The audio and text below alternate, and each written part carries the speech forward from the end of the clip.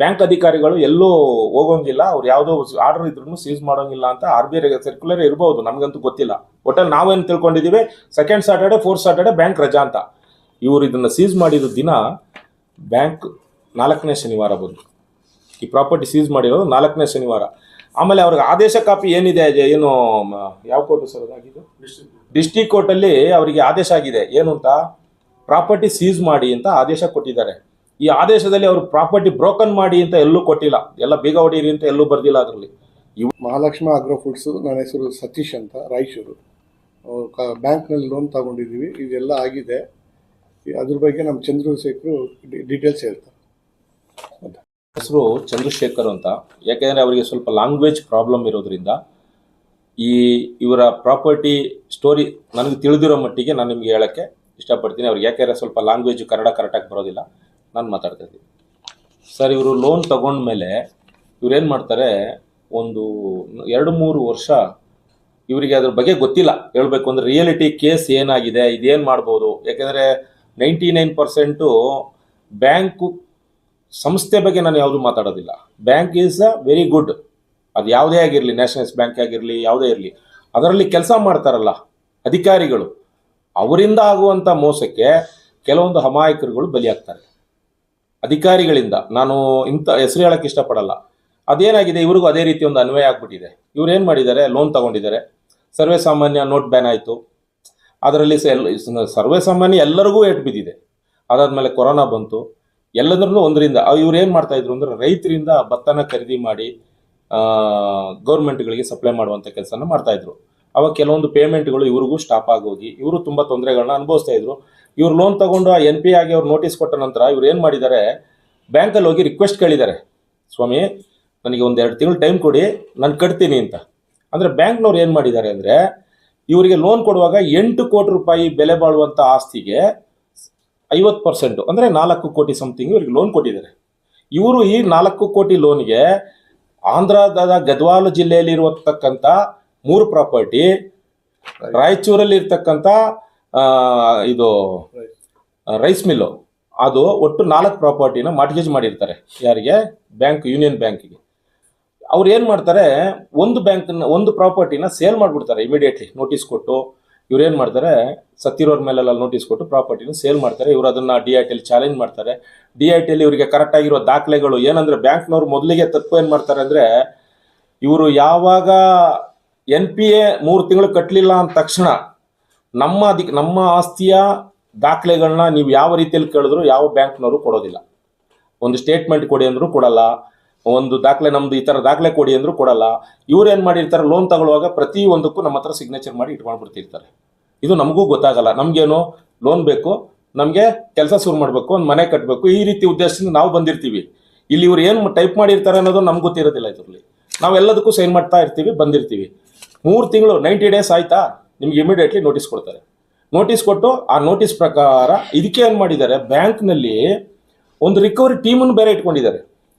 ಆ ಟೀಮ್ ಏನಂತಾರೆ, ಇದು ಹಗಲು ದರೋಡೆ ಅನ್ನೋದು ಅಂತ ಕೆಲಸ. ಇದು ರಾತ್ರಿ ಹೊತ್ತಲ್ಲ, ಹಗಲಲ್ಲೇ ಮಾಡೋದು. ಈ ರಿಕವರಿ ಟೀಮಿಗೆ ವಹಿಸ್ಬಿಡ್ತಾರೆ ಈ ಆಸ್ತಿನ. ಅವ್ರಿಗೆ ವಹಿಸ್ಬಿಟ್ಟು, ನಮಗೇನಿಲ್ಲ ರೀ, ಈ ಆಸ್ತಿ ರಿಕವರಿ ಮಾಡಿ ನಮ್ಗೆ ವಾಪಸ್ ಕೊಡಿಸ್ಬೇಕು, ನಮ್ಮ ಹಣ ನಮಗೆ ರಿಕವರಿ ಆಗಬೇಕು ಅನ್ನೋ ಇದರಲ್ಲಿ ಅವ್ರೇನು ಮಾಡ್ತಾರೆ, ಇದಕ್ಕೆ ನೋಟಿಸ್ ಕೊಟ್ಟು ಎಲ್ಲದಕ್ಕೂ ಸಪೋರ್ಟ್ ಮಾಡಿ ನಿಂತ್ಕೊಂಡು 10 ಕೋಟಿ ಏನು 8 ಕೋಟಿ ವ್ಯಾಲ್ಯೂಯೇಷನ್ ಮಾಡಿರ್ತಾರೆ, 4 ಕೋಟಿ ಲೋನ್ ಕೊಟ್ಟಿರ್ತಾರೆ. ಇದನ್ನು 4 ಕಾಸು 3 ಕಾಸಿಗೆ ಅಂದಂಗೆ ಅರ್ಧಕ್ಕರ್ಧ ಬೆಲೆಗೆ ಮಾರ್ಬಿಡ್ತಾರೆ. ಅದನ್ನು ತಗೊಳ್ಳೋಕ್ಕೂ ಜನನೂ ಅವರೇ ರೆಡಿ ಮಾಡಿ ಇಟ್ಕೊಂಡಿರ್ತಾರೆ.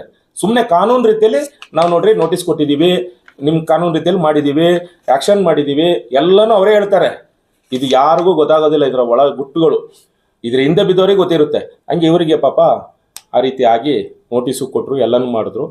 ಇವರು ನಮಗೆ ಅನಿರೀಕ್ಷಿತವಾಗಿ 2022-23ರಲ್ಲಿ ಪರಿಚಯ ಆದರು. ಪರಿಚಯ ಆದಾಗ ಇವ್ರು ಏನು ಮಾಡಿದ್ರು, ನನಗೆ ಈ ನಮ್ಮ ಆತ್ಮೀಯ ಸ್ನೇಹಿತರು ಪ್ರಶಾಂತ್ ಅಂತ, ಇವರು ನಾವು ಸೇರಿಕೊಂಡು ಇವರಿಗೆ ಒಂದು ದಾರಿ ಹುಡುಕೋಣ ಅಂತ ಒಂದು ಹೇಳ್ಕೊಟ್ಟು, ಇವರು ಏನು ಮಾಡಿದ್ರು, RTIಯಲ್ಲಿ ದಾಖಲೆಗಳನ್ನ ಬೇಕು, ನಮಗೆ ಸ್ಟೇಟ್ಮೆಂಟ್ ಬೇಕು, ಆಮೇಲೆ ಇದು ಯಾವುದು ಸರ್, ಆಕ್ಷನ್ ಬಿಡ್ಶೀಟ್ ಕೊಡಿ ಅಂದ್ರೆ ಇವತ್ತುವರೆಗೂ ಕೊಡಲಿಲ್ಲ ಅವರು. 8 ವರ್ಷ 8 ವರ್ಷ ಆದರೂ ಯಾರು ಆ್ಯಕ್ಷನಲ್ಲಿ ಪಾಲ್ಗೊಂಡಿದ್ದಾರೆ, ಎಷ್ಟು ಜನ ಪಾಲ್ಗೊಂಡಿದ್ದಾರೆ, ಅದರ ಡೀಟೇಲ್ಸ್ ಕೊಡಿ ಅಂದರೆ ಬ್ಯಾಂಕ್ನವ್ರು ಇದುವರೆಗೂ ಕೊಡಲಿಲ್ಲ. ಯಾವಾಗ 3 ತಿಂಗಳ ಹಿಂದೆ ಪೊಲೀಸ್ನವ್ರಿಗೆ ಕಂಪ್ಲೇಂಟ್ ಕೊಟ್ಟು, ಆ ಕಂಪ್ಲೇಂಟಿಂದ ನಂತರ PCR ಮಾಡಿ ಕೋರ್ಟ್ ಆದೇಶದ ಮುಖಾಂತರ ಇವ್ರ ಮೇಲೆ ತನಿಖೆ ಮಾಡಿ ಅಂತ ಯಾವಾಗ ಪೊಲೀಸ್ ಸ್ಟೇಷನ್ಗೆ ಮೆಟ್ಲೆ ಇರುತ್ತೋ ಅವಾಗ ನೋಡಿ ಇವಾಗ ಬ್ಯಾಂಕ್ನವರು ಆ ಆಕ್ಷನ್ ಬಿಡ್ ಶೀಟ್ನ ಕೊಡ್ತಾ ಇದ್ದಾರೆ ಬ್ಯಾಂಕಿಗೆ. ಯಾರಿಗೆ?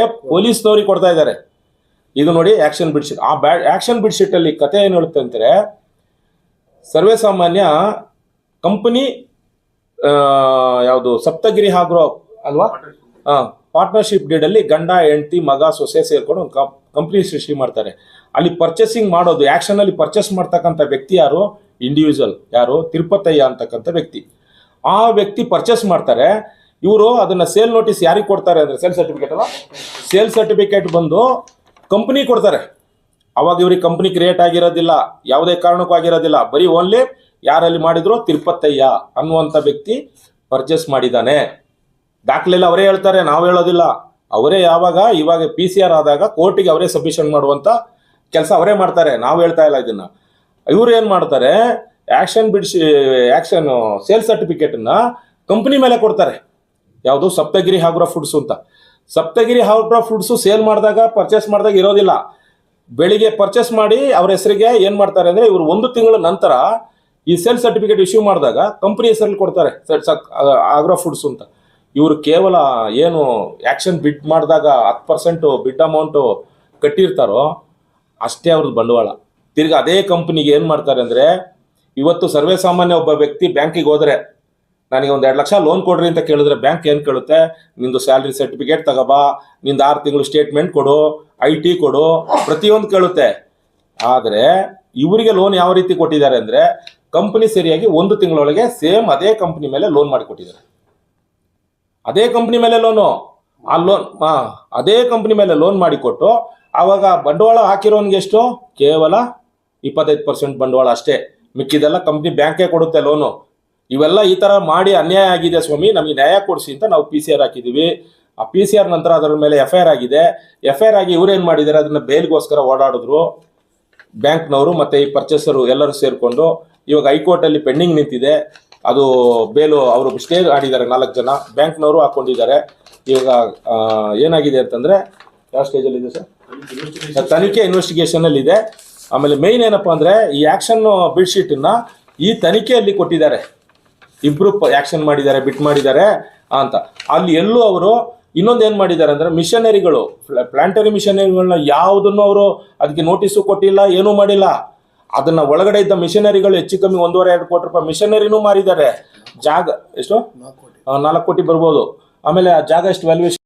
ಅದರಲ್ಲಿ 2.5 ಎಕರೆ ಜಾಗದಲ್ಲಿ 1.5 ಎಕರೆ ಫುಲ್ ಬಿಲ್ಡಿಂಗ್ ಕನ್ಸ್ಟ್ರಕ್ಷನ್ ಇದೆ. ಅದನ್ನೆಲ್ಲ ಸೇರಿ 3 ಕೋಟಿ ಎಷ್ಟಕ್ಕೆ ಮಾರಿದ್ದು? 28 ಲಕ್ಷ. 3 ಕೋಟಿ 28 ಲಕ್ಷಕ್ಕೆ ಮಾರಿದ್ದಾರೆ. ಲೋನ್ ಕೊಟ್ಟಿದ್ದು 4.5 ಕೋಟಿ, ವ್ಯಾಲ್ಯೂಯೇಷನ್ 8 ಕೋಟಿ, 3 ಕೋಟಿ 28 ಲಕ್ಷಕ್ಕೆ ಮಾರಿದ್ದಾರೆ. ಅದನ್ನ ಮಾರಿ ನಂತರ ಏನು ಮಾಡಿದ್ದಾರೆ, ತಿರ್ಗಾ 1 ಕೋಟಿ ಚಿಲ್ಲರೆ ಬರಬೇಕು ಅಂತ DITಯಲ್ಲಿ OA ಹಾಕೊಂಡಿದ್ದಾರೆ. OA ಹಾಕೊಂಡ್ಮೇಲೆ ಇವಾಗ ಯಾವಾಗ PCR ಮಾಡಿ ಕಂಪ್ಲೇಂಟ್ ಮಾಡಿದ್ರು ನೋಡಿ ಸ್ವಾಮಿ, ಇವರಿಗೆ 27ನೇ ತಾರೀಕು ತಿರ್ಗಾ ಒಂದು ಹೊಸ ಸೇಲ್ ನೋಟಿಸ್ ಕೊಡ್ತಾರೆ. ಹೊಸ ಸೇಲ್ ನೋಟಿಸು ಏನು ಅಂತ, ಈ ಸೇಲ್ ನೋಟಿಸಲ್ಲಿ ಏನು ಹೇಳ್ತಾರೆ, 27ನೇ ತಾರೀಕು ಇವರ ಮನೆಯಲ್ಲಿ ಇವ್ರ ಮಿಸಸ್ ರಿಸೀವ್ ಮಾಡ್ತಾರೆ. ಮಾಡಿದ್ಮೇಲೆ ಇದೇ ತಿಂಗಳು 30ನೇ ತಾರೀಕು ಸೇಲ್ ಮಾಡ್ತೀವಿ ಅಂತ ಕೊಟ್ಟಿದ್ದಾರೆ ಒಂದು ಕಡೆ. ಇಲ್ಲಿ ಇನ್ನೊಂದು ಕಡೆ ಏನು ಮಾಡಿದ್ದಾರೆ, ಬರುವ ತಿಂಗಳು 9ನೇ ತಾರೀಕು ಸೇಲ್ ಮಾಡ್ತೀವಿ ಅಂತ ಕೊಡ್ತಾರೆ. ಇದು ಎಷ್ಟು ಜನ ಗೊತ್ತಿರುತ್ತೆ? ಇದಕ್ಕೊಂದು ಸಮಯ ಇದೆ. ಸೇಲ್ ನೋಟಿಸ್ ಕೊಟ್ಟು ಇದಕ್ಕೆ 30 ದಿನ, 45 ದಿನ, 15 ದಿನ ಅಂತ ಸಮಯ ಇರುತ್ತೆ. ಅದು ಮಾಡಿಲ್ಲ ಇವರು. ಇವ್ರೇನು ಮಾಡಿದ್ದಾರೆ, OA ಪೆಂಡಿಂಗ್ ಇದೆ DITಯಲ್ಲಿ, ಹೈಕೋರ್ಟಲ್ಲಿ ಸ್ಟೇ ಇದೆ ಸೇಮ್ ಪ್ರಾಪರ್ಟಿ ಮೇಲೇ ಇದೇ ಲೋನು. ಆದ್ರೆ ಏನು ಮಾಡಿದ್ದಾರೆ, ತಿರ್ಗಾ ಇದು ಯಾವಾಗ FIR ಆಯಿತು ಇವ್ರ ಮೇಲೆ ತನಿಖೆ ಶುರುವಾಗಿದೆ. ತನಿಖೆ ಶುರುವಾದಾಗ ಹೊಸ ನೋಟಿಸ್ ಮೊನ್ನೆ ಕೊಟ್ಬಿಟ್ಟು ಇನ್ನು ಮಿಕ್ಕಿದ್ದು 3 ಪ್ರಾಪರ್ಟಿಯಲ್ಲಿ 2 ಪ್ರಾಪರ್ಟಿ ಸೇಲ್ ಮಾಡ್ತೀವಿ ಅಂತ ನೋಟಿಸ್ ಕೊಟ್ಟಿದ್ದಾರೆ. ಇಷ್ಟೆಲ್ಲ ನಡೆದಿದೆ. ಇದ್ರ ಬಗ್ಗೆ ಬ್ಯಾಂಕಿನ ಬಗ್ಗೆ ನಾವು ಮೊದಲು ಕಾರ್ಪೊರೇಷನ್ ಬ್ಯಾಂಕ್ ಇತ್ತು, ಬ್ಯಾಂಕ್ ಮರ್ಜ್ ಆದಾಗದು ಯೂನಿಯನ್ ಬ್ಯಾಂಕ್ ಆಯಿತು.